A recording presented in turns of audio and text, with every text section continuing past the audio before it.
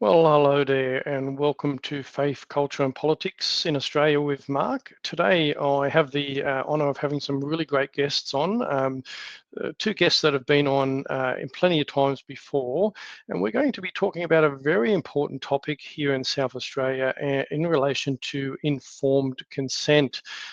Be a pretty powerful conversation, but first I'll just introduce quickly one of our guests here. And I'll bring that up on the screen here for you now. Elizabeth Hart has joined me before on other podcasts. So Elizabeth is an independent person investigating the vaccine industry and conflicts of interest in vaccination policy. And we're going to be talking extensively in regards to informed consent. The other person joining me today is Dr. Bruce Paix, who many of you may know from another channel, South Australia in Focus. And if you want to know a bit more about Bruce, obviously you can watch that video where I've interviewed him about some of the challenges he's been through in his life. But Dr. Paix is an Australian medical doctor and former military officer known for his career in anaesthesia and trauma, as well as later involved in public pushback in regards to the response to COVID. And you can obviously follow that on the channel on the Rumble channel. And we'll just get into that and bring them on the stage now for you to be able to have a yarn about informed consent. So here we are. I'll just move us around a little bit here, and I'll put you guys up the top there and me on the bottom. Welcome, Elizabeth Hart, and welcome to Dr. Bruce Paix. Trust me, I am not a doctor. Nice little title there, Bruce. Hello. Welcome, guys. Hello. How are you going?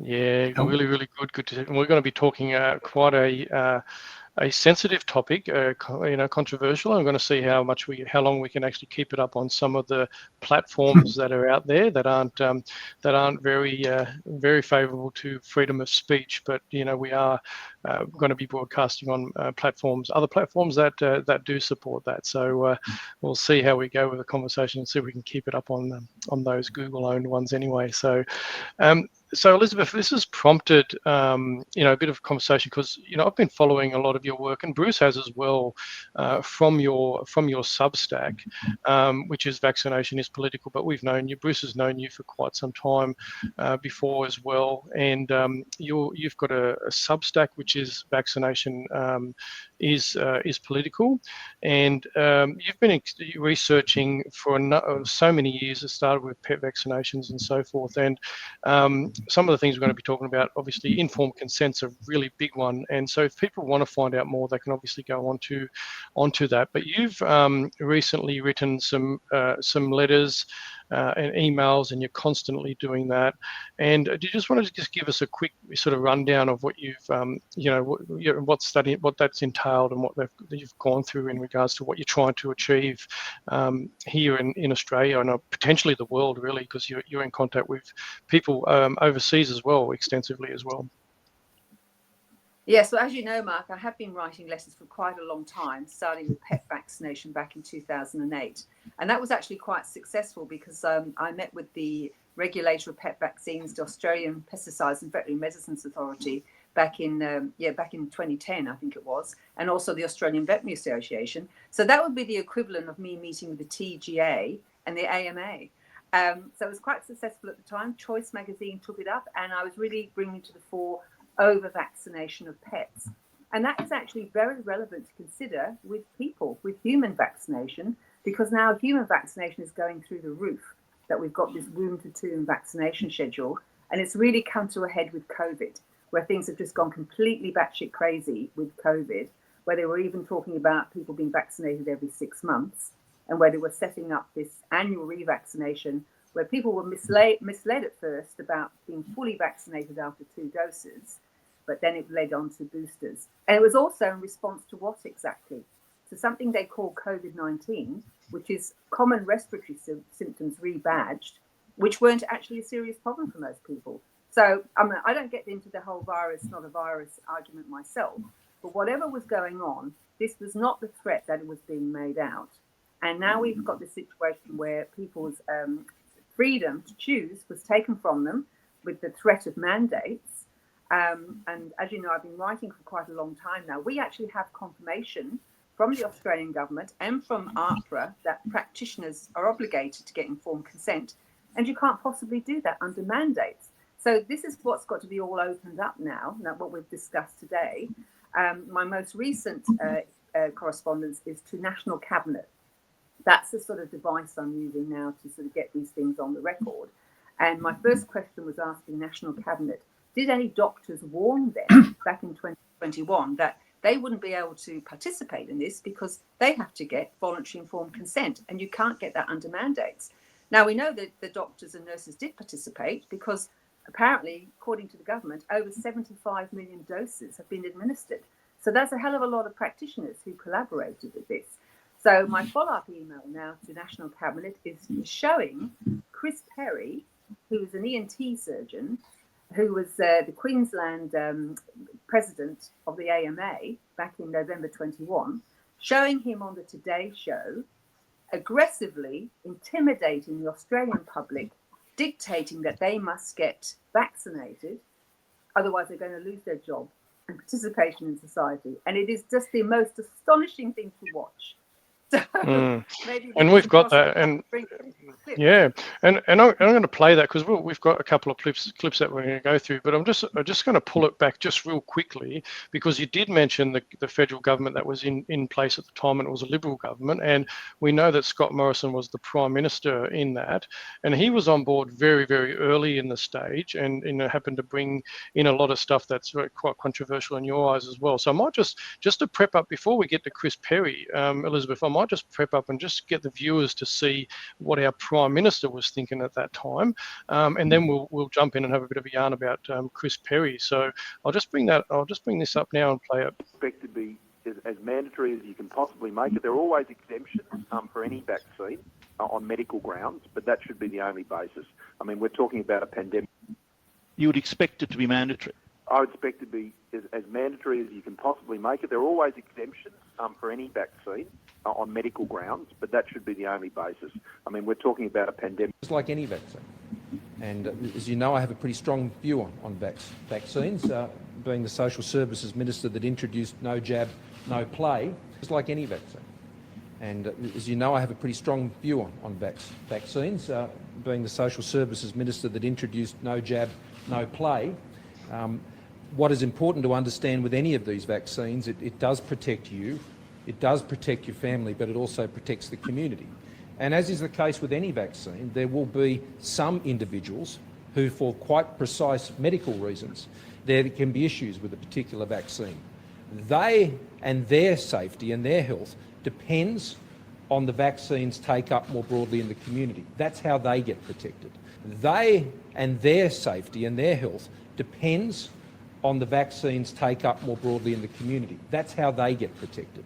And this is an important part of our vaccine strategy, not just on COVID-19, but more broadly. So we will be seeking its most widespread application, as we do with all important vaccines.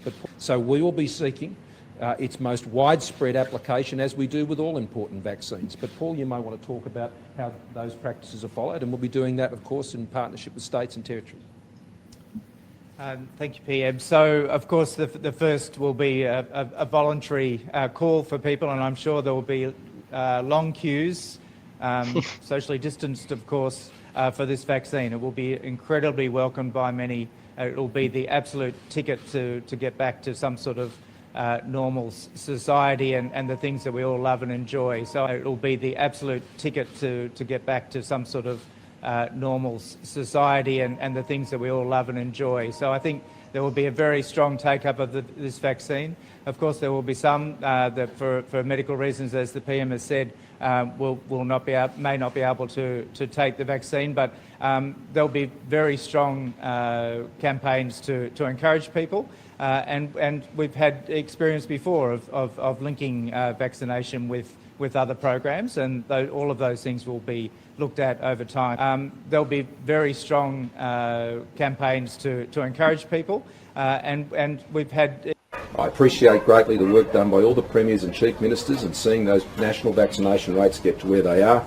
We've got one more state to get through that gate.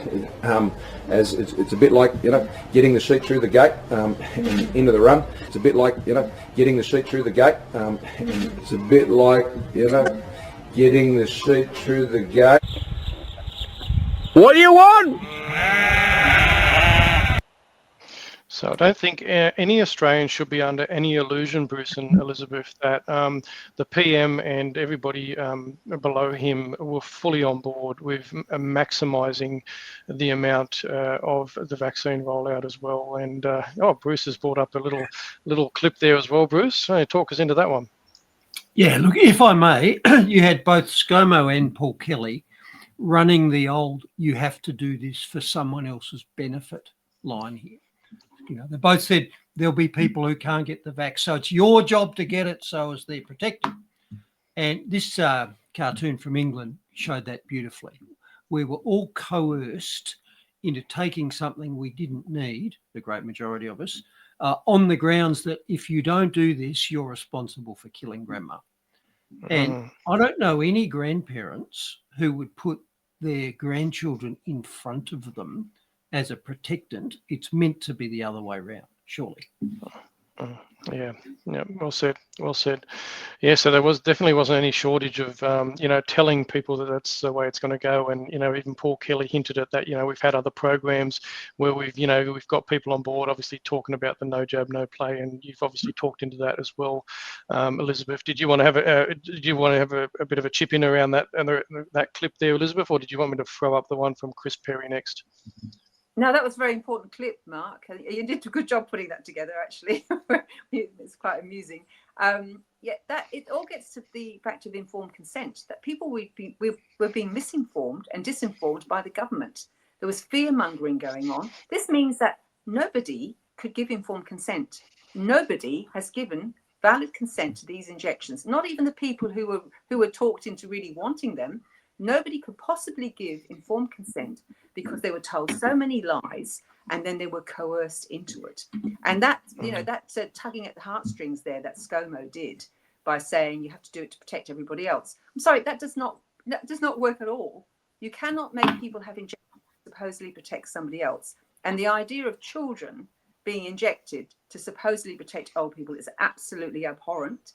I've published a Substack on that recently, where this really came out of England in June 2020. There was a Lords Committee meeting, and Peter Openshaw from Imperial College London and Ani Akbar, they were presenting to this Lords Committee, and they were actually saying that that the children will be vaccinated to supposedly protect the elderly. They were announcing it, and they were already doing it with flu vaccination. And what was astonishing was that the people on this Lords Committee didn't bat an eyelid. Because these experts are speaking, this is the thing, we've got this deference to authority all the time, that people haven't got the nous to just question them. It's like they've been trained not to question the experts, and it's like we need to of course they have. Common sense. That's exactly what they've been trained to do. They've been trained to follow orders, including all my colleagues. Yep, exactly. Following orders. Now, I'll put this one up for you, Elizabeth, because this goes back more than 2 centuries. So I looked up the Hippocratic Oath, and here's a relevant part of the Hippocratic Oath. It says, the doctor, I will follow that system of regimen which, according to my ability and judgment, I consider for the benefit of my patients. For the benefit of my patients. There's nothing in there about the greater good or grandma. It is the doctor's responsibility to treat the patient, not society and not somebody else. So this is a basic ethical principle that's been accepted for 2,000 years, and we threw that out the window in order to protect grandma, apparently. Yep. It's that individual patient at the time. It's not the whole community. It's the patient in front of them. That's their responsibility. Absolutely right. And we'll hear a bit more about this because obviously we're going to unpack that quite a bit more because Chris Perry talks into this very much himself. So do you reckon it's time? We'll just play this first clip from Chris Perry. What do you reckon? Unpack it from there. If you're not vaccinated, it's going to be very, very hard to maintain a job, to be able to go anywhere. You know, people having weddings are going to have to weed out the unvaccinated. The pubs and the clubs are going to have to, you know, find out whether people are vaccinated before they allow them in. Otherwise, their businesses will go bankrupt. Yep. So what do you reckon on that one? What do you think, Bruce? Well, that sounds like coercion to me. So again, I looked up the Nuremberg Code because the world got together after the Nazi atrocities and the Nuremberg trials, at which I might add several senior Nazi doctors were hung for their experimenting on helpless captive people such as Jews, gypsies, etc. And following that, the Nuremberg Code was produced. And whilst it hasn't been signed by every country in the world, it hasn't been signed by any of them. It's not that sort of international treaty, but it's an accepted code and Australia accepts it. And we know that the COVID vaccine rollout was an experiment. Greg Hunt admitted that. So here's what the Nuremberg Code says about experiments. The voluntary consent of the human subject is absolutely essential. So that's the first bit. And this means that the person involved should have legal capacity to give consent, should be so situated as to be able to exercise free power of choice without the intervention of any element of force, fraud, deceit, duress, etc. So no coercion of any kind is what the Nuremberg Code says. Now, I noticed that the government and the consent guidelines took out the any kind bit and put in undue. So they fraudulently misrepresented what the ethical position was there. And they said doctors could coerce patients provided they didn't do it unduly. Well, the Nuremberg doesn't say that. What does that mean, undue? To get out of jail card, isn't it? Whereas it's not going to the stand Nuremberg up. Code says without coercion of any kind. Well, you tell me whether no jab, no job was coercion of any kind. You tell me whether pepper spray or locking up in your house or getting PCR tests up your nose every time you went to work or being locked up while the rest of the public is allowed out again sounds a bit coercive to me. Well, it's obvious, Bruce. So why didn't the doctors call it out? What happened? Do you remember early on when one of the first times I met you, Elizabeth, I remember saying at one point, I don't care if it is safe and effective. That's not the point. It's unethical because you are mandating something. And you threw up your arms and said, hallelujah, because you'd never heard a doctor say that. Now, unfortunately, the great majority of my colleagues have no idea what ethics is, even though the APRA vaccination handbook talks about consent. Any medical defence organisation will tell you what the elements of medical ethics are. The average doctor has not got a clue.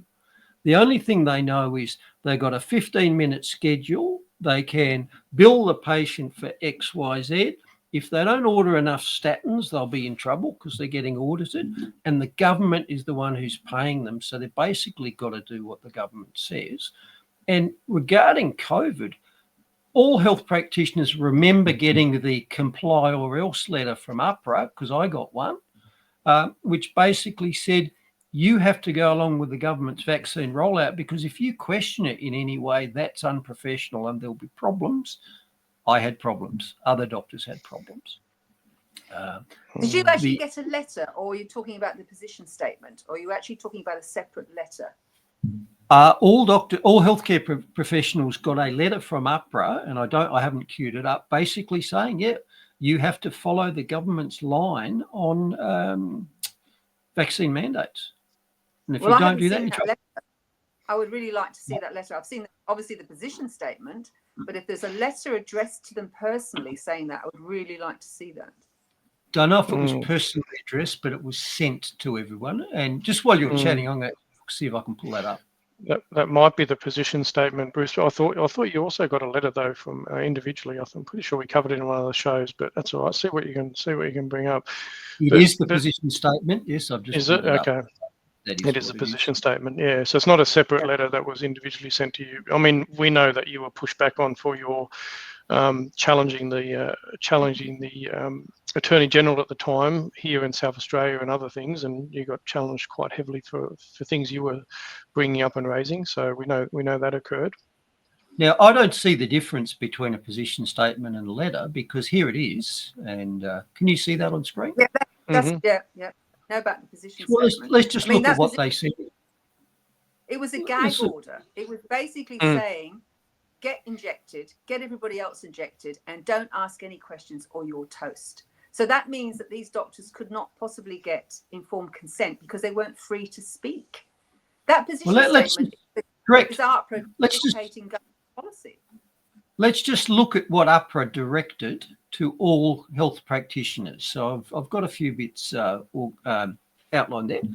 So in early 2021, so as the vaccine rollout was starting, National Board strongly encouraged all registered health practitioners and students to have the full vaccine course unless medically contraindicated. Well, there's nothing about informed consent there, because you don't have to have a medical exemption. As discussed previously, consent rests with the patient. The patient has autonomy. Doctors don't issue exemptions. The patient is in charge of yes or no. But so they that was do, the Bruce. They do issue exemptions, and I've had arguments with Mark Hobart about this. Mark Hobart has aggressively turned against me for bringing this up, when I appreciate the fact that he wanted to give exemptions to his patients at the time to save them from having vaccination. But I was trying to explain to him, it is not within his personal gift to give people an exemption. It's his obligation is to be getting informed consent to have the injection, or to decline as they so wish. He does not grant their exemptions. And this is something that goes back to the government. And I think this exemption idea came in with no jab, no pay. Yeah. You know? Look, So I this is don't disagree with you. I don't disagree with you, but I did issue a lot of exemptions because that was the mechanism. Okay. Let me just read a couple of other things that us doctors and others it's very important to discuss this, Bruce. It's very important to discuss this, because I appreciate what you did and Mark did, but we've got to get to the fundamental problem here of these exemptions, that they should not exist. Like I say, they don't exist. They cannot exist because there's no such thing as issuing an exemption to someone else. But let's not get caught up in the weeds there, because I want to read you a couple of other things here. We made the point that exemptions are invalid and the patient owns the right. So what did the medical practitioners get told? They got told that national boards expect all health practitioners to use their professional judgment and best available evidence. No, they didn't, because people like me who use my judgment got censored for it.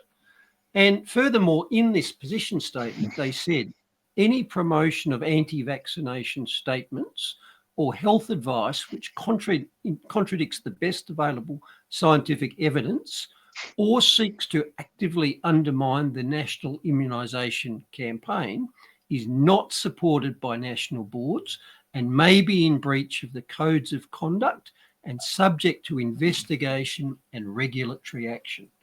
So we were all told, go along with it or you're in trouble, even though they're self-contradictory by saying doctors must weigh up the evidence. Well, that's exactly what I did. The only problem is if you came to the unaccepted conclusion, you were a problem and you got squashed. So, well, how about Mark, we bring up the letter that I got from AHPRA. If you can just scan through those slides, the letter I got from AHPRA in September 21. That's it. That's the letter there, September 21. No, that's 2017. Go back to the previous one. That was the position statement one. Yeah. I don't know if I can make that bigger either though in the slideshow. No, that's all right. I'm just showing there that I did actually get a letter, and the key part is highlighted there. So that was a letter that I got from AHPRA after I had written to them over and over again during 2021. I wrote to AHPRA and I wrote to the Australian Medical Association, the Royal Australian College of General Practitioners, and the Royal Australasian College of Physicians. And I was pleading with them to acknowledge informed consent. This was before the mandates were put in place. I started doing this from June 21 because I could see what was coming. And I was writing to them. I was laying very detailed letters. I was laying it all out. And eventually I got that letter from AHPRA, September 21. And it's confirming, AHPRA is confirming, practitioners have an obligation to obtain informed consent for treatment, including vaccination. Informed consent is a person's voluntary decision about healthcare that is made with knowledge and understanding of the benefits and risks involved. That is September 21. That is just as the mandates are rolling out. We've got Andrews and his vaccinated economy in Victoria. How could this be happening? Why wasn't AHPRA speaking out and warning the practitioners, do not go along with mandates? How could they not do that? I have recently made a complaint to the Ombudsman about this, and I have got a response back where they're brushing this aside, but it's very important in that they acknowledge that I got that letter from AHPRA. And I think what's going to happen is that the practitioners are going to get thrown under the bus, because the Ombudsman has come back to me and acknowledged that I got that letter from AHPRA, and my reading of that letter is that they are going to throw the practitioners under the bus, in that they ultimately have the responsibility. They are the ones putting the needle in the arm. Correct. And I hope they do. I hope they do get thrown under the bus. And let me just bring up your slides again, because I want to just discuss that bottom paragraph. So I made the point already that it's not the doctor who gives consent, it's the patient. Leave that aside. But in order to get consent, there's three things have to be done. So you've got to inform the patient, and that information's got to include the benefits of the proposed procedure, the potential risks of it, and that includes there not being any benefit, and the alternatives. And the alternatives include, well, I just won't do it. So that's what the doctors had to tell you in order to get informed consent. Here's the benefits of the COVID vax. Here's the risks of the COVID vax.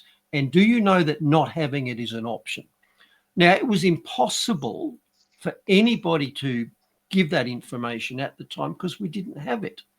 The benefits were unknown and were lied about. In fact, the benefits we were told were wrong. You know, remember, if you take the jab, you won't get it. Bollocks. They diluted that away. The risks were utterly unknown and still are and can't be known. You can't know the 10-year risk profile after you've been given the thing for 6 months. They just told us safe and effective. That was their consent, safe and effective. And finally, having done those things, you have to say to the patient, what would you like to do? Without, as we noticed, coercion of any kind. None of that happened. So that means that there was no informed consent for anybody who got an injection. And if I walk down the street with a needle in my hand and stab you as you go past, that's an assault. Yep. If I punch you in the street as you're walking along, that's an assault. If you and I climb into a boxing ring and have at it, that's not assault, because we both consent to that process. And that's why consent is important. I was an anaesthetist for 30 odd years. And before every anaesthetic, I would have to get a form signed by the patient called consent form. And that wasn't to stop you suing me if things went wrong, although that's what people think, because trust me, that doesn't work anyway. That was to stop you suing me for assault after I stuck a needle in you, or if the surgeon stuck a knife in you, because those actions are assault unless you consent to them. And the consent form is evidence that you consent to them.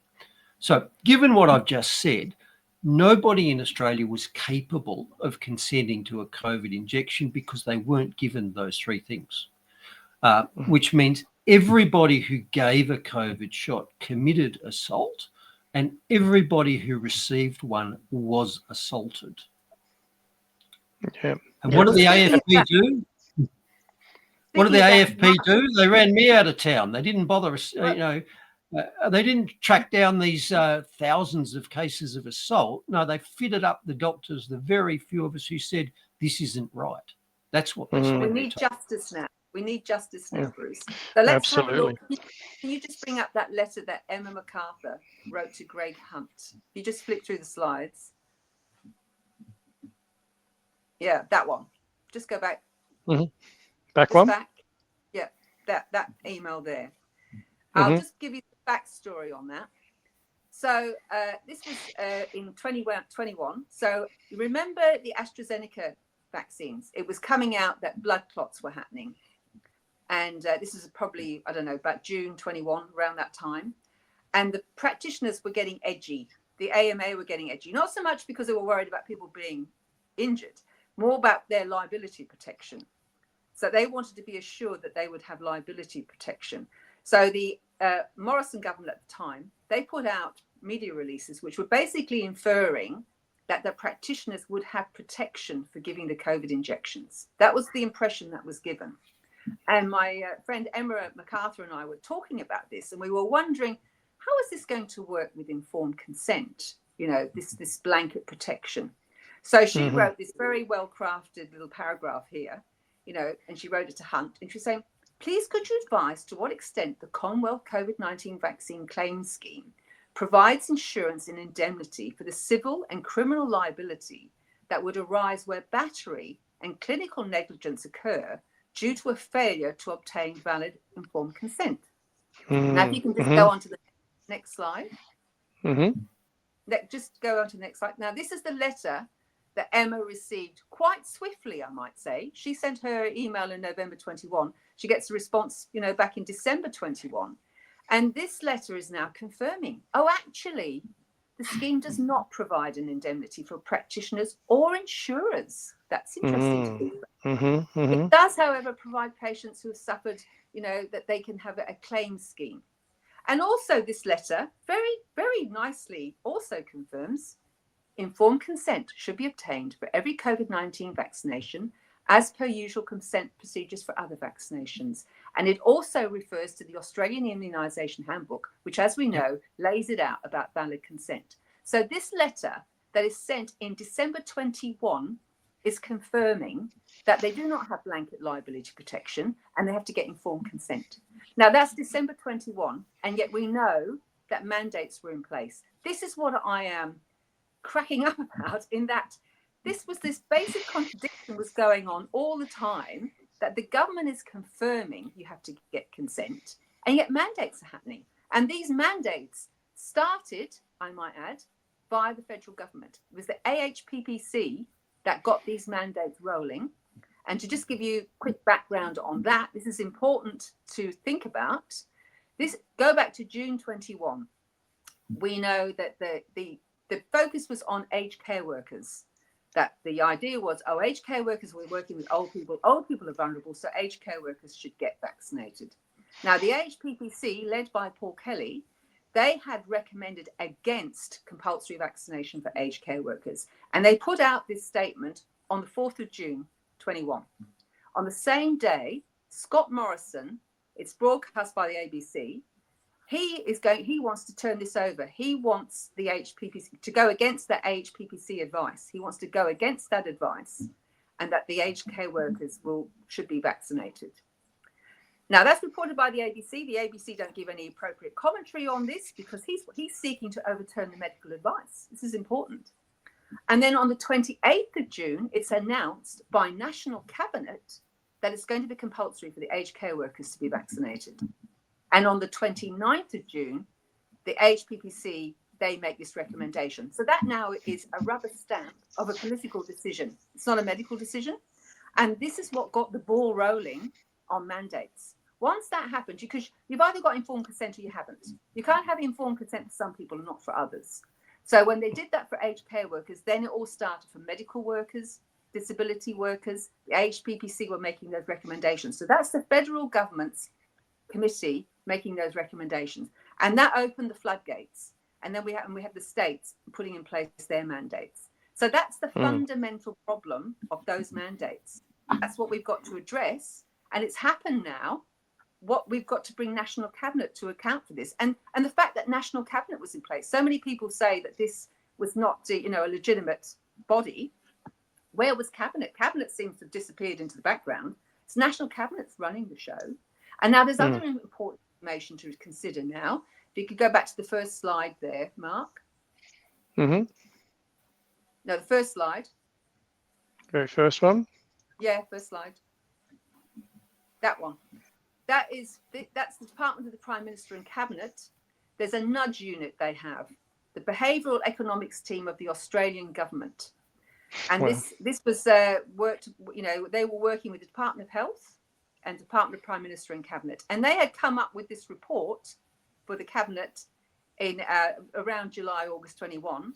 And it was sort of devising means of how we're going to get people vaccinated, because they wanted people vaccinated. And so they came up with this idea: providing vaccinated people with personal freedoms and restricting the freedoms of those who aren't is likely to drive vaccine uptake. That is blatant. Wow. That is just so blatant. A thing to do that in a free country. It's there in writing. I'm trying to get the report. I put in an FOI to get that report because that was published in the Australian. Now, how come the Australian got access to that report, but the people don't get access to the report? This is a major issue, and this is what we've got to get talked about. My FOI has been declined twice now. I'll be trying again, but it really doesn't matter. I mean, it speaks for itself, the fact that they're trying to suppress it. But the main point Elizabeth, is in the Australian. Yeah. Elizabeth, not only did virtually no doctor question the ethics of coercive treatment, but when they did go to the experts, they actually asked bioethics experts whether there are any ethical problems about that. And look what it says. Experts in bioethics say attempting to apply the code, the Nuremberg Code, to COVID-19 vaccines is incorrect and misleading. So not only did none of us stick up our hands and say this is unethical, the experts told us it's not a problem because ethics didn't apply to that. Who are these bioethics people? They generally useless as far as I can see. It's all been This was a Sydney bioethics professor said that. It's all been stitched up, hasn't it? It's obvious Correct. for anybody. Again, we have to challenge these experts that have been put in place in inverted commas. These people are just put in place, and we have to start using our own nous and challenging this stuff. Well, here's what the experts said. There was no mandatory vaccination program in Australia. Wow. Just a strong encouragement. And they agreed that patients receive and must complete a consent form as part of the process. What's they the have date debunked. What's the date what's the date on the story? 2021, mid-2021, middle of June. the rollout. Well, the mandates hadn't really come out then. The mandates were, for widespread mandates came out later in the year. It was in June was when they were starting to roll out for the aged care workers. So this is what these people don't know what they are talking about. If you are being threatened, you will not have your livelihood and you will not participate in society. You will not travel. You will not go to restaurants. You will not go to the cinema. You will not do anything. I mean, I've had this put back on me because I challenged the Attorney General about this, because I was questioning, was this against the Australian Constitution, with doctors being conscripted basically to do this? And then the letters eventually, one of the letters eventually I got back was saying, people had a choice. I mean, this is the sort of thing they're trying to wheedle out of this now. Well, I'm sorry. You put the mandate. Well, full free informed consent really can never be given under a mandate of any way, shape or form. And we've heard them clearly. We've had all of them clearly say that it's compulsory. It's going to be compulsory, and people were told they had to have it. And even if Bruce, there's obviously conjecture about signing off exemptions, but even when someone like Bruce and I have talked about this on our show before, is that when he did sign off exemptions, we've had a chief health officer that actually totally ignored those exemptions and chucked them in a bin, and that's highly illegal and unethical in itself. You reckon, Bruce? We discussed. So I issued. Leave aside whether I needed to. That was the mechanism. So I did proper 30-minute health consults with quite a few concerned SA health workers, mainly female paramedics, who said, I'm a bit worried about the future fertility risks here. I don't want to do this. And I didn't just give them Kellogg's box exemptions. I had half-hour consults with them where I went into their medical history, their family history, all that sort of stuff. And then I went through the things that are required to consent to a vaccine, so benefits, risks, and alternatives. And if at the end of that process I said to them, I don't believe this is in your best interest, I wrote them a note that said, I don't believe this is in your best interest. I recommend you don't do this, which was my way of writing an exemption. And they took them to work, and they then got sent to the SA Ambulance Chief Health Officer, who then sent them, I understand, to the State Chief Health Officer, Professor Spurrier, who binned the lot of them. So what you've got there is another unethical practice. So you've got a sacred therapeutic relationship between a patient and a doctor. And then you've got a doctor who doesn't know the patient, hasn't seen the patient, just throwing out the results of that interaction. You know, it'd be like me writing a script for something and the patient taking it down to the chemist and the chemist going, no, I don't think that's a good idea, and tossing it out. And by the way, chemists did that during COVID because I wrote scripts for hydroxychloroquine early on, and the chemist just refused to fill them. And I asked the chemist, I said, what's going on here? You know, you're not the doctor, I am. I wrote a valid script. Why didn't you fill it? And they said, we were instructed by the Pharmacy Guild not to fill these scripts. So again, there was unethical and probably illegal behaviour all around. But if you were like me and stuck your hand up and said, no, this is wrong, this is immoral, unethical, illegal, what happened? You got multiple visits from the police, not to investigate the crime, but to tell you to pull your head in. That's what happened. And this is what's got to all come out now. This has got to all be exposed and talked about. The whole thing, this is the problem. Again, I've been doing this for 17 years, so I know what's been going on. We've been suppressed from discussing this. You know, people like Julie Weiler, who did a PhD in this area, she was persecuted mercilessly for years to shut her up. And she kept going. But it was horrible. But she is in public. The Murdoch media, which we know has got massive conflicts of interest in that it's involved in vaccine research by the Murdoch Children's Research Institute, and it was involved with the Doherty Institute. There's so much to be unpicked here. And we've got no mainstream media to do this. We have to do it ourselves because the mainstream media are complicit in the whole thing. So there is so much to come out. Yes. You know, like as I say, Judy, you know, encountered so much. It was just horrible what was happening in public. She was being pursued by the Friends of Science in Medicine. These people were going after her to try and shut her down. These people are connected with the scientific establishment, and they were shutting down debate. And what this means now for informed consent is that they were suppressing discussion, which means there is no informed consent because they were shutting things down. I was getting shut down as well. I was more low key because I was quietly doing my letters, but I would try and leave comments on appropriate forums. You simply just get censored. The Conversation website, which is a research website, which is involved with the universities and research industry. I used to leave lots of comments on there on articles. This was around 2012 to 2016, and eventually I simply got banned. This is what this is the science trademark. They simply shut people down. So this has all got to come out. You know, it's all got to come out. But how this was happening, because if we'd been allowed to speak properly back years ago, this COVID thing wouldn't have happened. It's because of all that suppression that this is a catastrophe. This has cost this country billions and billions. I think we're in $1 trillion debt. How COVID has cost so much in what it did to the economy, what it did to people's lives. It's absolutely astonishing what has happened. And it was because of the suppression of discussion on vaccination policy, taxpayer-funded vaccination policy. There is so much to be exposed, and so many people are keeping the lid on this, and we've just got to get the lid blown off it. And the major part is this, as the medical profession, what is wrong with the medical profession that they are incapable of speaking out? Now, people would say to me, oh, well, the poor old doctors were in the same boat as everybody else. They would lose their jobs. It becomes between losing your job and injecting somebody who is under coercion. I'm sorry, you do not inject somebody who's under coercion. That is assault and battery. And we're Well, I'm afraid the vast majority did. The great majority of my colleagues failed that test. They have no idea about ethics, and they proved they're not doing their job as doctors. They're not there to get the best outcome for the patient. They proved that, probably not one doctor in 100 actually realized that they could not do this and said, damn the torpedoes, I'm just not doing it.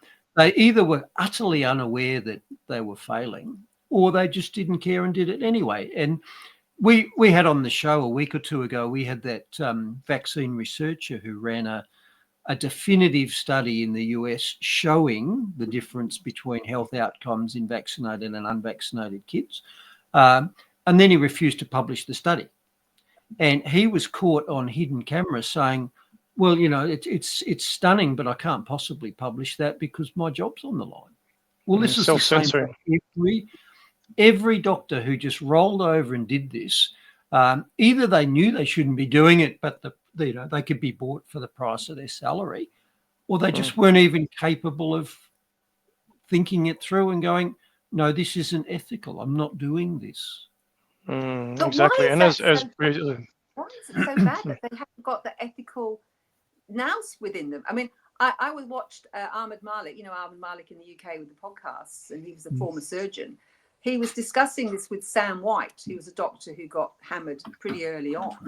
And Sam was saying the doctors don't get any education on vaccines. People are told, speak to your doctor, and they have no clue that the doctors don't know anything about this subject. You think of Rogers versus Whittaker, they are not an expert. They're not qualified to get consent. And a nurse is certainly not qualified to get consent. So this is what's got to be exposed.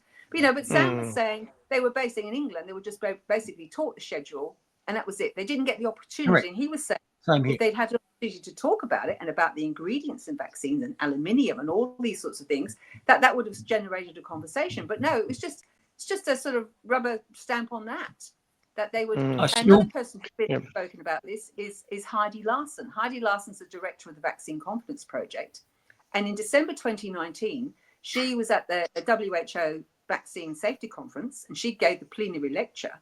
And she probably wasn't expecting that somebody like me was going to watch it and transcribe the whole thing. And she was saying in that lecture that the doctors don't get any training, but maybe half a day of training. And then, because she's the Vaccine Confidence Project, which is vaccine marketing, and she wants them to be the front line of pushing these products, but at the same time, she's admitting they're not qualified to do this, actually. It's a whole shambles that has to be exposed, that has been covered up so long because the vaccine industry has been calling the shots literally and shutting us down from exposing it all. And now it all has to gush out. 100%. And, the whole... Go. Sorry, Chris. The rot started 50 years ago with Medicare, I'm afraid. And I was once told by a military colleague of mine, you work for the person who pays you. And since the 70s, since Goff and Medicare, the person who pays the doctor is the government. And the government calls the tune. So doctors have performance benchmarks. They've been conscripted then. In the Constitution, they've been conscripted to follow the government line. Read the script, write the script is what the doctors are paid to do. Yeah, absolutely. I used to think when I was in med school, the lesser end, the less prestigious end of medicine was general practice. And, the high flyers aspired to go into a specialty because once you're in a specialty, by and large, you get paid more, you get more income, more kudos, more respect, more prestige. What I didn't realize is that might be at an individual basis. That's not what it's like in business. So far and away, the most prestigious or valuable part of the profession to capture is the GP because they're the ones who write all the scripts. Yeah. The drug companies don't really care about orthopedic surgeons much because they're not very good revenue generators, are they? The ones who are valuable to industry are the GPs, and they get relentlessly targeted with all these propaganda about this drug and that drug. And the government gets conscripted to actually audit them and make sure the doctors are doing what they're told. So we got this during COVID. You got audited for how many jabs you were given. And just look at statins. They know how many statin prescriptions are given GP rights. And if they're not writing enough, they'll get a please explain letter. They're not there to treat patients. They're like traffic cops who are told you didn't book enough people today. You better go out and issue some more tickets. Wow. Just astonishing, isn't it? And they do. And they do. Arvid and Sam were talking about this as well, that in England they have pop-ups, and it's telling them that, oh, this person recommend this and recommend that. I mean, I had the experience lately, if you were reading, I put it on my Substack, that I got a call from my local surgery. Lucky me, I'm 65 and I now qualify for a shingles vaccine. So I was gobsmacked to get this call because I thought they might be ringing about a family member. But no, it's a nurse. A nurse is cold calling me from a surgery that she's using her authority as a nurse to say, oh, lucky you qualify for the shingles vaccine. The presumption is I'll just go in and have it. But of course, you can imagine what I was saying to her. This is a nurse cold calling me. This is a telemarketing campaign. So I then wrote to the surgery and complained about this and about informed consent. How is this informed consent and what have you? And the managing partner of the practice came back to me, Jeff Martin, I think it was, and saying, oh, yes, we believe in informed consent and what have you. They are just marketing now. The general practitioners, the Immunisation Coalition is providing their continuing education. The Immunisation Coalition, which is funded by Pfizer and Moderna and GSK and Merck. It's just unbelievable what's going on. And proudly on the Immunisation Coalition's website, it is funded by, it's in association with the Royal Australian College of General Practitioners. It's there, blatantly there in public, but most of the public don't know about this. And the other thing is the Immunisation Coalition is a charity. How does that work? It's working on behalf of the vaccine industry, and also on the Immunisation Coalition website, it also says there's no advertising on this website. When the whole thing is advertising of vaccine products. They have just roped in the medical profession to this. They've got their RACGP. What is going on in that organisation? The Royal Australian College of General Practitioners is absolutely appalling. And this is, you might notice, Mark and I are on an email group at the moment. And there's been some discussion, because I'm saying, and Judy Wylam is saying, we need to go back to no jab, no pay that came out in 2016, that law. That is the fundamental basis of what's happened with no jab, no job in COVID times. And I was asking the question, how did no jab, no pay ever get up? Because it was obvious then this is coercion. I couldn't understand this.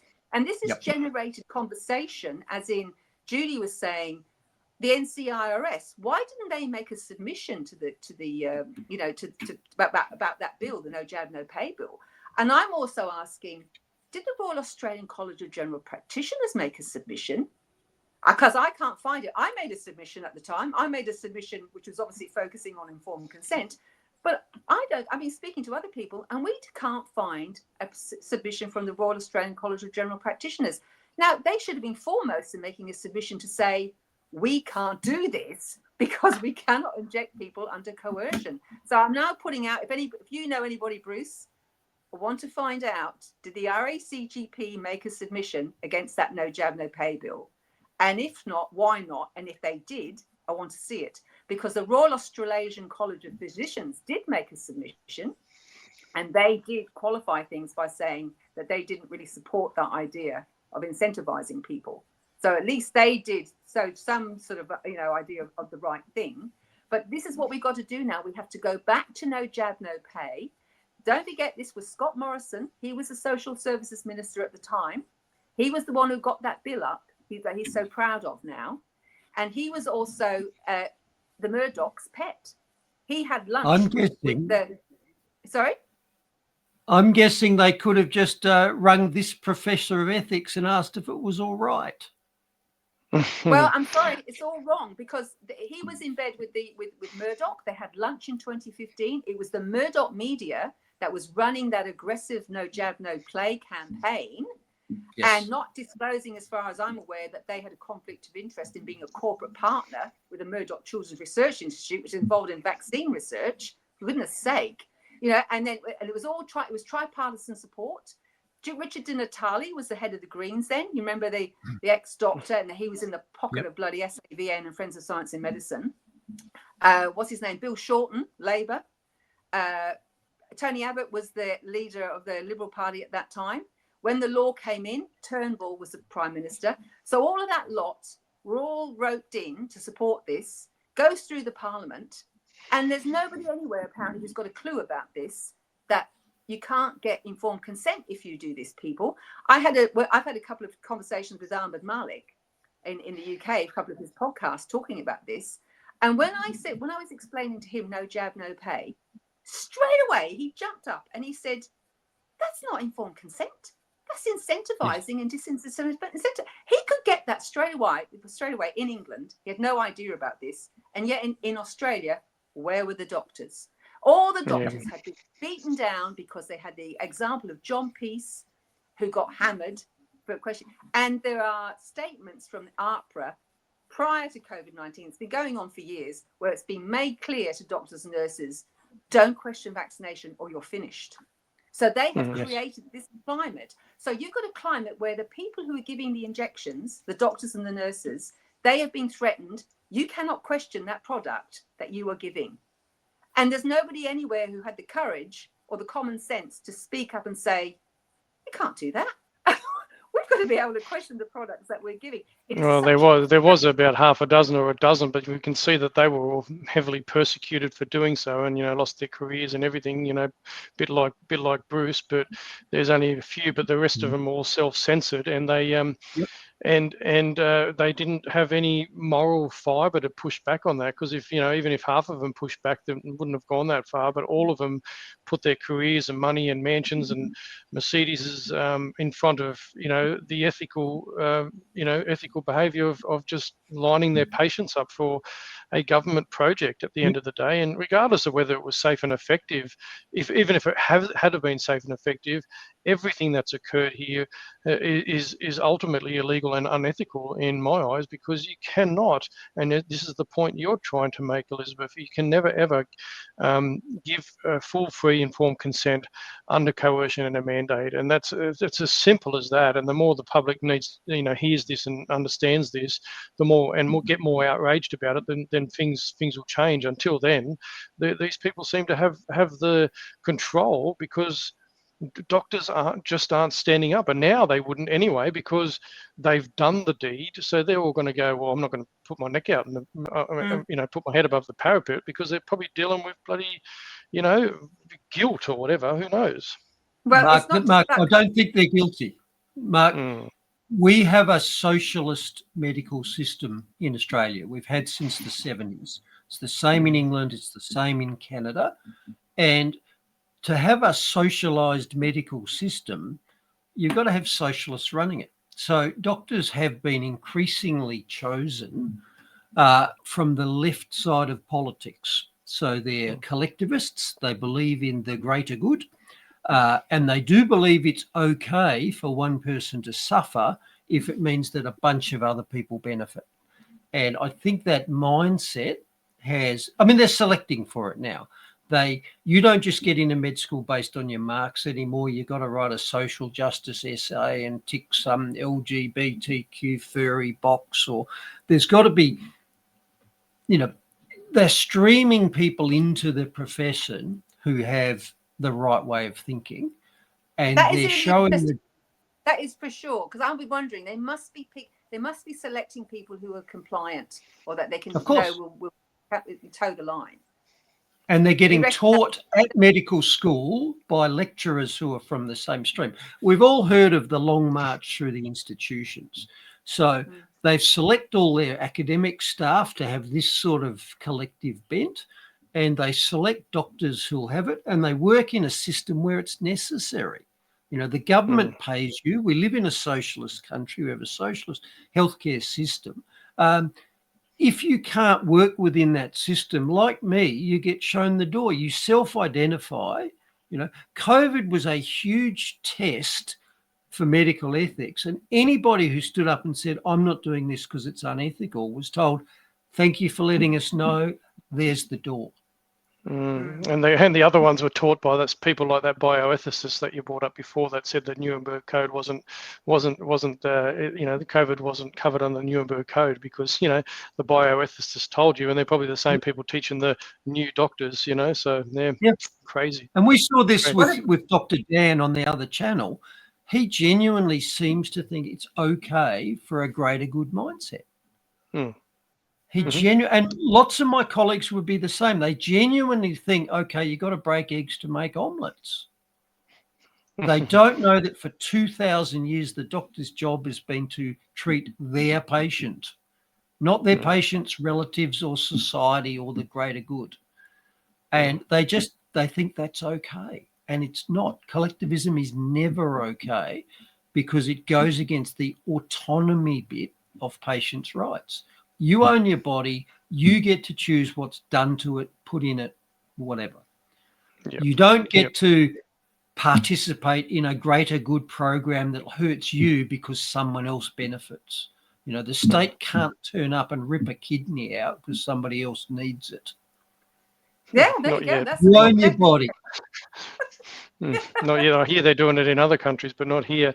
What do you reckon we remind the audience who might be forgetting that, they might have felt not coerced or whatever? Let's just remind them of the kind of language that was used. What do you reckon? I'll just throw this other clip up and we'll remind everybody of what was said. Oh, they're crazy not to get vaccinated. Life will be miserable without being vaccinated. You won't be able to get any... You won't be able to hide. You won't be able to get a doctor to sign off that you got an exclusion because there's quite set rules on that, and doctors will be audited to see every one of their exclusions will be looked at very carefully. They'll get fined. They can get struck off. The patients who tell lies can be charged with fraud. There's a whole pile of issues, whole pile of problems if you try and get around the system. It's going to be very hard to maintain your employment if you're not vaccinated. You won't be able to go anywhere for any entertainment. So by all means, get vaccinated. You've got another week where you can get double vaccinated before the 15th to 17th of December when it's definitely coming in. And there'll be proof that you've been vaccinated, firm proof. You'll be asked to show going into most venues. So get vaccinated, otherwise you're going to have a very, very lonely life and you're not going to be able to maintain your employment. Yeah, I mean, I think people who've been feeling relaxed about this might be enough the momentum to get them vaxxed. Do you think that then means you could see that opening date, the 17th of December, brought forward? Oh, I don't think people can be relaxed about it anymore. Their livelihood is on the line. I think that clip really just encapsulated the last 40 minutes of conversation that we've had. Like we've discussed, you, Bruce and Elizabeth, we've covered so much ground in the last sort of 40 odd minutes, but that video right there just encapsulated everything and it hits home the point of everything that's been discussed. What do you think? That is huge because he's not only threatening the people, he's threatening the doctors. See how he's saying the doctors will be audited. He's putting the word out to everybody. Toe the line. He is an ENT surgeon. Who is that man? He has got no more right than you or I or anybody to be demanding that people have medical interventions. How on earth was that allowed to happen? And it's the AMA. Well, bully for the AMA. Perhaps you'd like to play that other clip there, Mark, that you've got with him. Yeah, we'll get this one up now and we'll kick that in as well and hopefully that'll play okay for me. Rules with a clear line drawn in the sand between the vaccinated and unvaccinated. We're joined now by the Queensland President of the Australian Medical Association, Dr. Chris Perry. Doctor, good morning to you. These are tough rules, aren't they, if you're not vaccinated? You support them? Yes, we do. The AMA is the mouthpiece. Yes, we do. The AMA is the mouthpiece, the organisation that represents doctors. We know that 99.7% of our doctors firmly support vaccination and keeping the community safe. So when we talk for the doctors. So when we talk for the doctors. So when we talk for the doctors. There you go. We saw this during COVID. We saw the failure of every advocacy group to advocate for their members. So the police didn't protect the public, the doctors didn't advocate for their patients, the unions didn't advocate for their union members. All of them got captured by government and turned into agents of the state. All of them.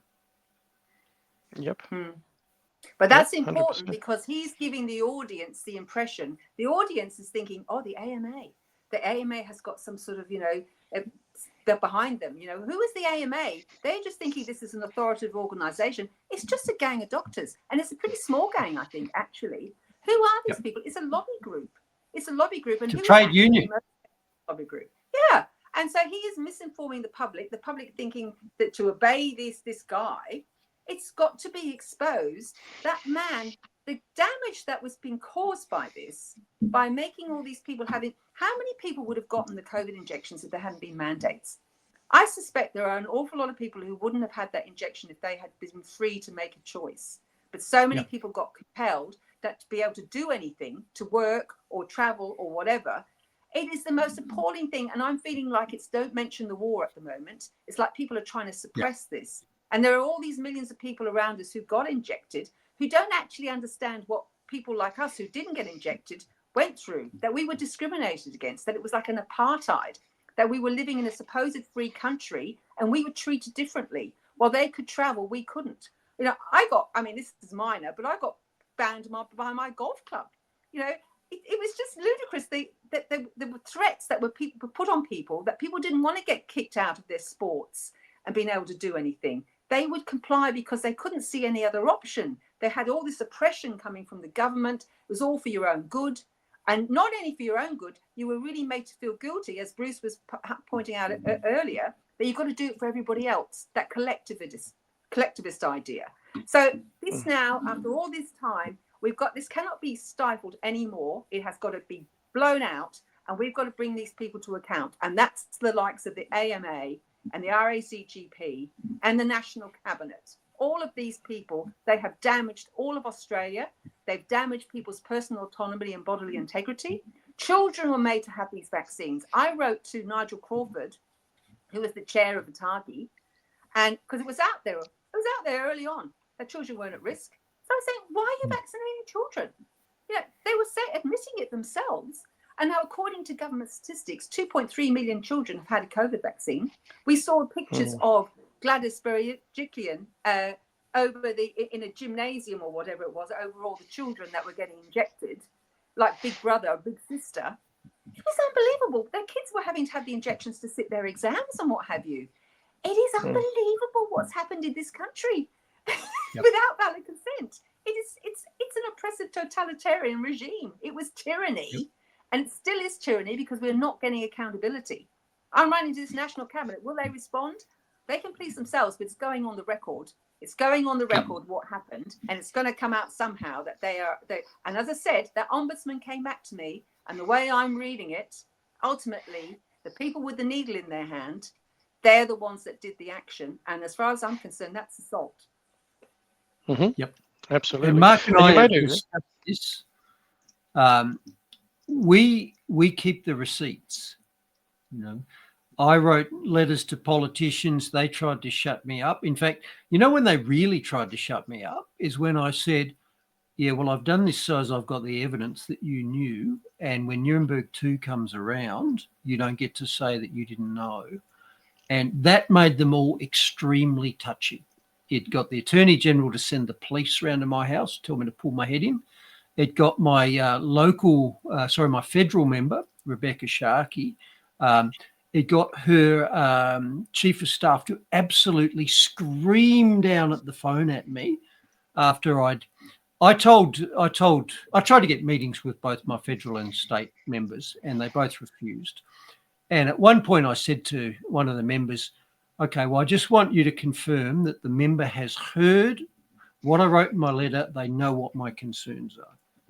And the chief of staff said, yes, the member, Sharkey, has read your letter. And I talked about safety and ineffectiveness and all that sort of stuff. I don't think I talked about ethics. Sorry about that. So I wrote that and I said to the chief of staff, well, okay, that's great. Can I have some sort of formal response that says that the minister is aware of my concerns. And the Chief of Staff said, oh, no, we're not going to do that. And I said, well, hang on, why not? And they said, well, we don't want you having evidence of that. So I said, well, funny thing is, I anticipated you'd say that. That's why I've recorded this conversation. At which point the Chief of Staff went absolutely apeshit and started screaming about the Telecommunications Act and illegal and blah, blah, blah, blah, blah. And I said, well, actually, it's not. If you look at the Act, you'll find that it is legal to record a conversation between two people, provided A, at least one party is aware of the recording. So you can't eavesdrop on two people. But if you have a conversation with somebody, you can record it, provided somebody knows, and you do. And also that the recording is made for the purpose of making contemporaneous notes. So when I said that to the Chief of Staff, again, more screaming, screeching, arm waving over the phone. And I said, well, okay, alternatively, sue me. Then what? Then I'll make it public. And of course, I never heard anything further about it, but I did save the recordings and I saved them somewhere safe. So, by the way, AFP, VicPol, SAPOL, if you want to raid me, you still won't get them because I got copies. I got a dead man switch. And you've said the same thing, Mark. If nothing else, we've got the receipts, and at some point in the future, you don't get to say you didn't know. Yep, absolutely. We've got it all there. It's all on the drive, all publicly available for stuff. Like the same as Elizabeth, all her stuff's all written up there. All the receipts are there, so no one can ever say, no, we did not, and we did that. And again, coming back to being deplatformed, working in the disability sector and challenging for the people that I supported. I got banned off LinkedIn as well because I was challenging what was going on as a team leader, and LinkedIn and my director didn't like the fact that I was on there challenging, questioning, so I got totally deplatformed. So this is how it all worked. It's censoring, shutting people down, but this coercion thing is a massive thing, and we've even got it on film. We've put Brenda Murphy, Paul Kelly, and Skerritt all in estimates in front of Jackie Lambie, openly admitting that children, coming back to the point you made, that children never ever needed it because it didn't affect children. It didn't affect younger children. So it's all on record. These people can't. There's no out for them. There's no out. And most of all, that there was never this whole thing that you're pushing, Elizabeth, and it needs to go.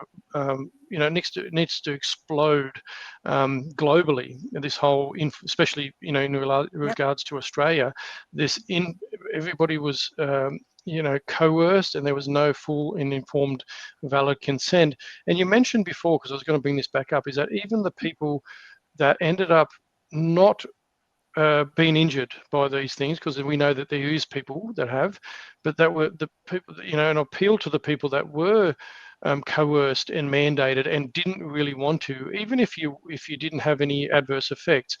Your rights were violated just like everybody else, and you should be very, very angry, just like anybody else, even if they were the people that lost their job or the people that were injured, and God forbid those that lost their lives.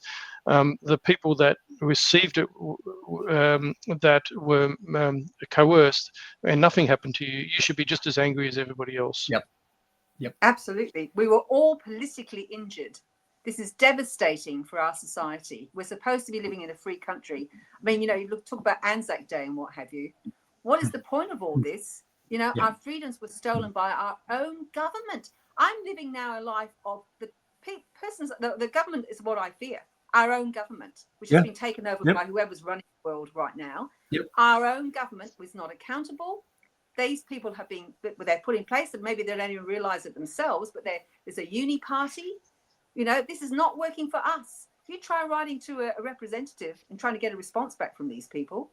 Now, whatever happens to any of my stuff, it doesn't matter. I've got 4 key letters.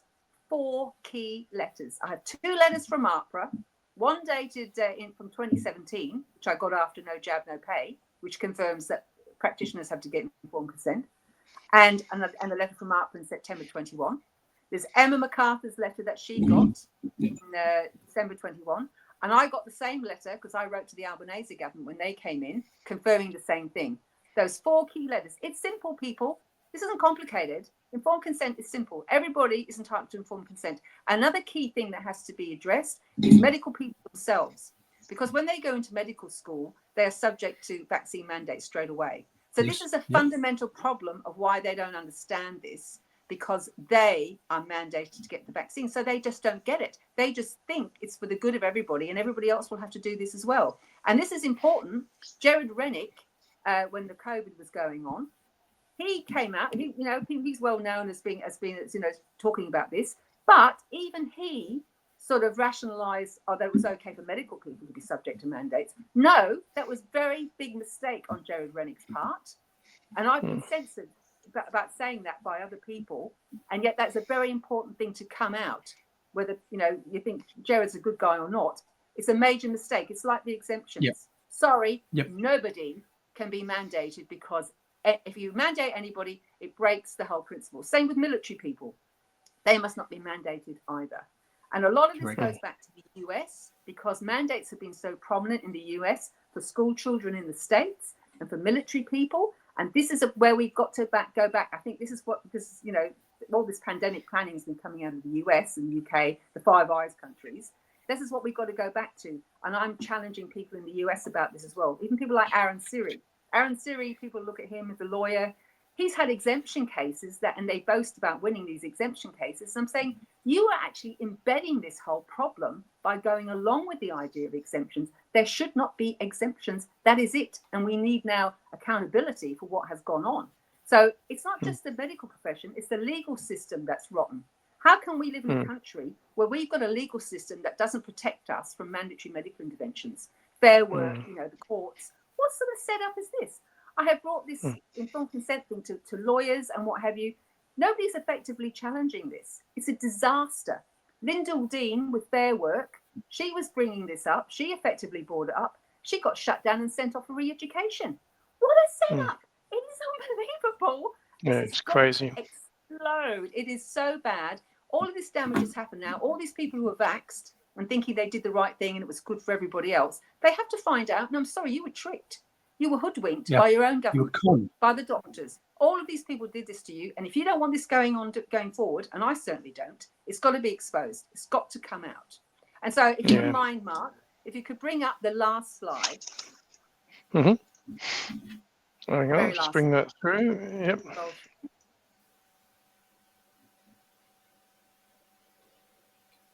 That one. That's what it really amounts to. The Australian government confirmed to both me and Emma that informed consent should be obtained. And yet, this is what was happening. We had a sort of mafia standover tactics going on to people. You're going to be injected or you're not going to have a happy life. It was a protection racket. You get injected or else. And if you can just back up a bit, this is very important because I think there might be a lot of practitioners who don't know about this. Just back up there. Just one more. Sorry. That one. Just that one there. This is a form that I suspect, this is not, I don't know this for sure, but this is a fact sheet that was put out by the government. And I think it happened after Emma's correspondence with the government, because this came out in December 21. So remember, she sent her email in November 21. She gets a response back in December 21. And then, lo and behold, this comes out. A doctor brought this to my attention, actually. It's this curiously titled Handling Consent Refusal by People Presenting for Vaccination, because that's the reality of what was happening. You've got, usually in an ideal world, people go to a doctor because, I've got a sore toe, I've got a broken ankle, I need medical assistance. They go seeking the help of a doctor for that assistance. But with vaccination, this is a whole new ballgame. This is a mass population intervention that people are dictated to have. And it's not necessarily in their best interests. So we've got a situation now where this is really up the ante in that this is now mandated. People have been told by the media that, you will have to get this if a lot of the jobs were dictating that you have to have this injection, or if you want to travel, or all of this sort of stuff. So now you have this situation where the person is thinking, I've been told I have to have a vaccination, otherwise I'm not going to be able to do all these things. So you go to a doctor's surgery or you go to a vaccination clinic. You're not voluntarily doing this because you really want to. You're doing it because you've been cornered. You're like, I've got to deal with this. How am I going to deal with this? So it looks like you're voluntarily going there, but it's not voluntary. So now you walk into the clinic. Let's visualize this, what's going on. You walk in and you say, I don't really want to be here, but I've been mandated to get this. What should have happened immediately, and actually it should have happened long before this, the doctor or the nurse should say, I can't do this because I know you're coerced, so I cannot inject you. And this should have happened right at the beginning. And the leadership of the profession, the AMA, the RACGP, the RACP, the nursing colleges, they should have been the ones to have come out straight away and said, no, we can't do this. We can't do this. That's why I wrote to the National Cabinet just recently and said, did any doctor warn you we can't do this? So this is all going to come back onto the medical profession. They were. This is what you were saying, wasn't it? This is what you're saying. The whole thing is it comes back to them. They're going to be thrown under the bus, and as Bruce rightly say, they probably should, because the patient. I can only imagine. I mean, it was bad enough for me going. I'm actually not going through it, and I didn't have to go to a doctor because I knew I was never going to get a exemption anyway, right? But you know, if you've got this person sitting there going, "I've got my mortgage, I've got my, my family, I've got all this," they, in their mind, didn't have an out. But the vaccinator had an out by saying, actually, I really feel for you. And when you go back to your workplace, you may get terminated, but I cannot go through in giving you this because I can tell that you are under coercion through mandate and loss of that. I consciously and legally cannot do this for you, and you're going to have to work it out by going back to your workplace, and whatever comes out of it, or find another person and maybe go in there and don't mention to them that you're being coerced, because now that you've told me that you're under coercion, I cannot do this. And none of them did that. I mean, didn't that ever happen? Didn't any lawyer organise this? The lawyers, I don't understand what they were playing at. If you just go back to that form again, just bring those forms up again. Oh, I call it a fact sheet, actually. Now, look at this fact sheet that's put out by the government. This is now covering the backside of the government. It is all going to go back on the practitioner. Handling consent, refusal by people, it's saying, can I vaccinate? This is giving an example to the practitioner, the doctor or whatever. Can I vaccinate a patient if they are mandated to receive a vaccination? A patient must provide informed consent prior to vaccination. And yet we know they can't do that if they're under a mandate. And it's saying if a patient has not provided informed consent, you should not vaccinate them, even if they are mandated to receive. It's there in black and white. The practitioners are toast. Just go on to the next one, or the other page I had with that. Yeah, and saying here, patient wants to debate topics around vaccines and vaccination. This is called discussion. And it's saying, I cannot engage in this conversation with you in a professional capacity. That is just totally wrong. That's what they're supposed to be doing. They're supposed to be talking about this. And again, it's so tortured. This is gaslighting. It is gaslighting to say, you've got to give informed consent, but you can't give informed consent because you're here under a mandate. And this is what's really got to come out. And what was wrong with the medical profession, that they were so under this yoke that they were not, as a group, they weren't able to just say straightforwardly that, no, we can't do this because that will be coercion. What is so rotten about the medical profession that they couldn't do that? Yes, they failed the test.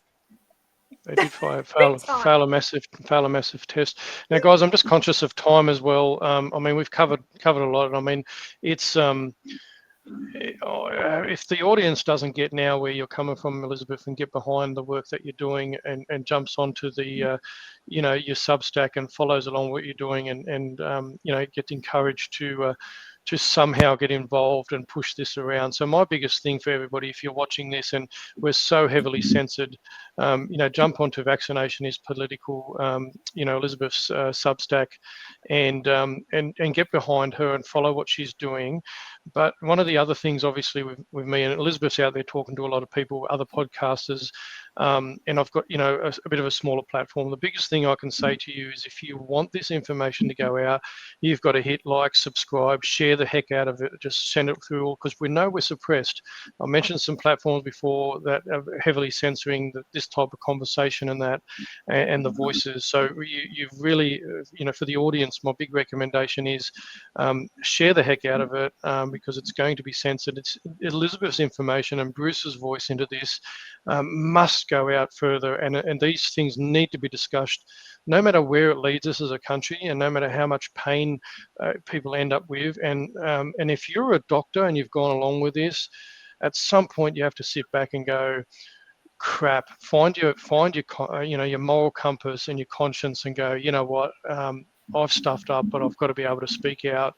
I think it's very unlikely, Bruce and Elizabeth, but and I just, obviously, Bruce, utmost respect for you as someone that has put everything on the line, and people that have been following me and our conversations on our shows would know how much you've gone through, at the risk of standing your ground as a physician who has taken the moral route on this, and the conscious the decision on this. So the other thing, as we're winding up, Elizabeth and Bruce, people know that I'm actually looking to put my hat in the ring for the state election here in South Australia. Now, I know the topic that you're talking about here, Elizabeth, it should be national. It's a national conversation, and it should be global. But I wanted to kind of finish up on a couple of questions for you both. So, one of them is, what do you recommend South Australian voters, because people will be watching this obviously in South Australia, should think about going into the next election, about candidates? The questions, after watching this show and watching everything you've done, what sort of questions should they be asking potential candidates before March to make sure that they represent them ethically in regards to their free and informed consent in regards to these things? And what's your message to any candidate that might be looking to put their hand up for the March election here in South Australia? Well, that's a big sort of question, really, because I'm just so disillusioned with the entire, voting system. It's like seeing people like you. It's great that you're doing this, but look at what you're up against. You're up against these major parties. In elections, they get paid a lot of money because of all the people that vote for them. They get money for each vote. And so, and they're entrenched, and it's like a uni party now. They just take turns. And it's like, we really have to have a conversation. And something that's really significant to me is compulsory voting, because as you might gather, I'm not really into compulsory anything. And this compulsory vote, you mention that to people and they'll say, oh, yes, people should vote, just like we should get injected to protect everybody else. It's the same idea with compulsory voting. And I'm thinking, no, you're voting, for your own demise here. You're being compelled to vote, even though people will say, oh, well, you can go into the ballot box and not, fill it in. No, it has to be out there. The principle has to be out there that you should be free to make a vote or not. In the UK, a huge amount of people didn't vote in the last election. The Labour Party got in with about 19% of the vote, and a whole lot of the electorate didn't vote. And we need to be pushing these conversations about why are people not voting? Why are people feeling disenfranchised? We have just not got a genuine system here. We are being played the whole time by this system, that people are it's the same old thing that's going on, this adversarial system that we think there's some sort that we count. Our vote doesn't count for anything. The whole thing is ridiculous. I think Ahmed had a good talk with Neil Oliver recently about this. It's one of the recent podcasts, and it's just to really get some conversation going on this, because this system is not working for us. I know from writing to my own so-called representatives, they also, when they do their oath, the oath is to the king, it's not to us. So this whole system's rotten. And we need to get. What do you think, Bruce? I can't disagree with you, but to answer Mark's question, if I've got a candidate in front of me, I'd probably say, does your party believe in individual freedom or big government? And explain to me how, and take it from there. Yep. No, good to hear. Well, I'm bringing this conversation to the public, so people will know where I stand on a lot of these things. And obviously, I don't believe in big government, and so that's one thing for me. But anyway, I really genuinely, I absolutely take my hat off to you, Elizabeth, what you've been doing by, you're copying a lot of flack as anybody else that's pushing the boundaries and pushing back on a very entrenched $1 trillion or business and model.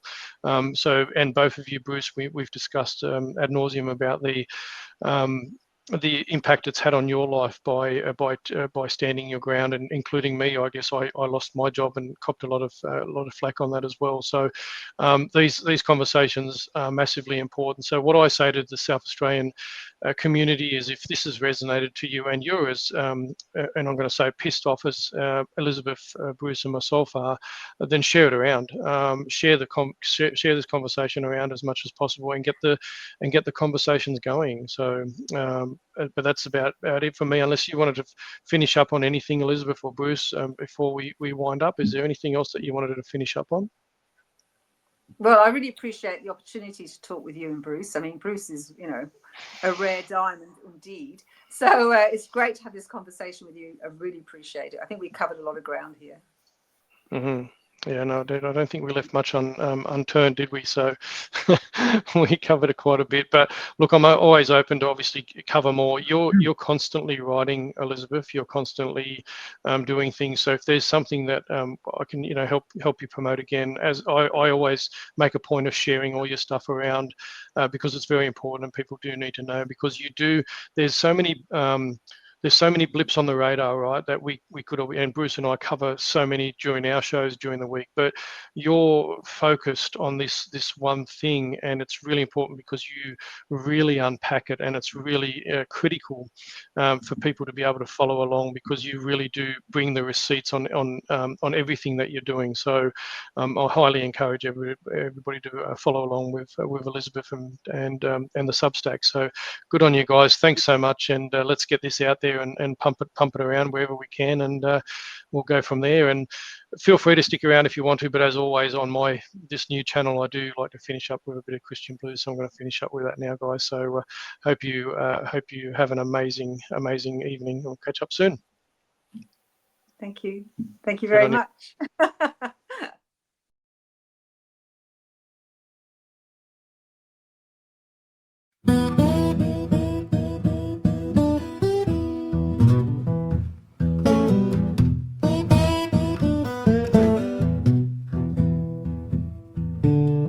Verily, verily, I say unto you, he that entereth not by the door, but climbeth up some other way, the same is a thief for sure. He that entereth in by the door is the shepherd of the sheep. The porter openeth unto him, the flock hears his voice so sweet. I am the good shepherd, I lay down my life, I call my sheep, they know my voice. I lead them out, I give them light, eternal pastures, eternal choice.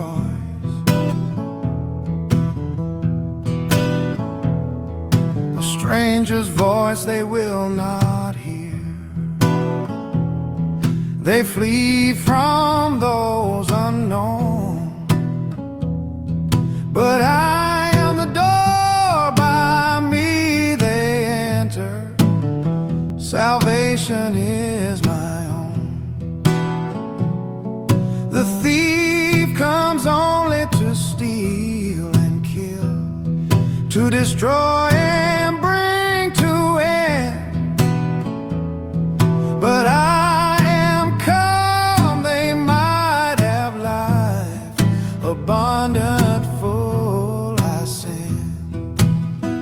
I am the good shepherd, I lay down my life, I call my sheep, they know my voice.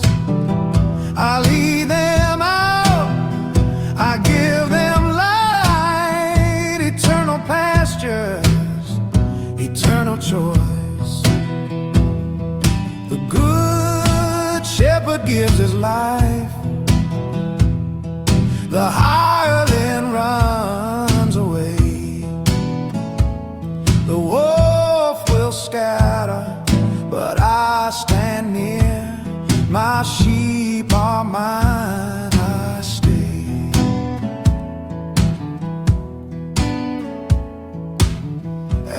Father knoweth me. Even so know I the Father. I lay my life, take it again. No man takes it. I have power. I am the good shepherd. I lay down my life. I call my sheep, they know my voice. I lead them out, I give them light, eternal pastures, eternal joy.